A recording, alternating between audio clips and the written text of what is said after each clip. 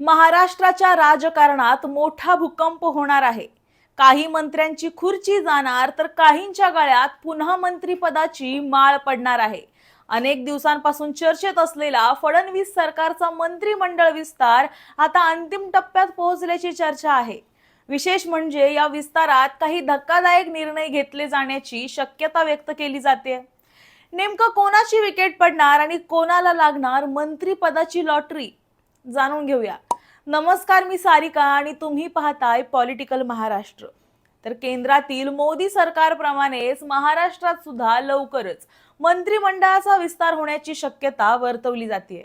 मुख्यमंत्री देवेंद्र फडणवीस यांच्या नेतृत्वाखालील सरकारमध्ये काही मंत्र्यांच्या खात्यामध्ये बदल होऊ शकतात, तर काही वादग्रस्त आणि अकार्यक्षम मंत्र्यांना मंत्रिमंडळातून बाहेरचा रस्ता दाखवून त्यांच्या जागी नव्या चेहऱ्यांना संधी मिळू शकते, अशी चर्चा राजकीय वर्तुळात सुरू आहे।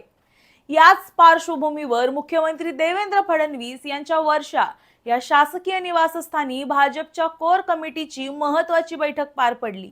या बैठकीला भाजपचे राष्ट्रीय सहसंघटन मंत्री शिवप्रकाश, राष्ट्रीय सरचिटणीस विनोद तावडे यांच्यासह पक्षातील वरिष्ठ नेते उपस्थित होते। या बैठकीत केंद्रीय आणि राज्य मंत्रिमंडळ विस्तार, पक्षातील प्रलंबित नियुक्त्या आणि आगामी राजकीय रणनीतीवर चर्चा झाल्याची माहिती सूत्रांकडून मिळते। सूत्रांच्या माहितीनुसार या विस्तारात भाजप आणि अजित पवार गटातील काही मंत्र्यांच्या खात्यांमध्ये बदल होण्याची शक्यता आहे, तर शिंदे गटातील काही वादग्रस्त किंवा अपेक्षित कामगिरी न करणाऱ्या मंत्र्यांना वगळून त्यांच्या जागी नव्या चेहऱ्यांना संधी दिली जाऊ शकते।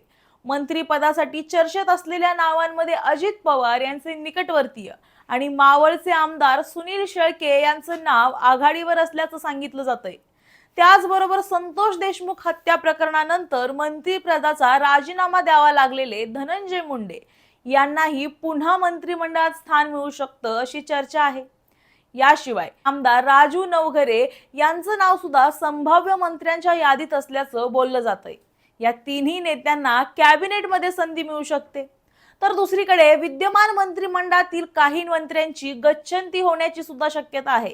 त्यात नरहरी झिरवळ यांचं नाव सध्या आघाडीवर आहे।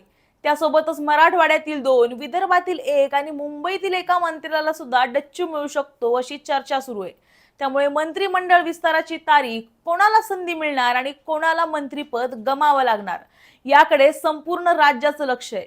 तुम्हाला याबद्दल काय वाटतं हे आम्हाला कमेंटमध्ये नक्की सांगा आणि अशाच व्हिडिओसाठी पाहायला विसरू नका पॉलिटिकल महाराष्ट्र।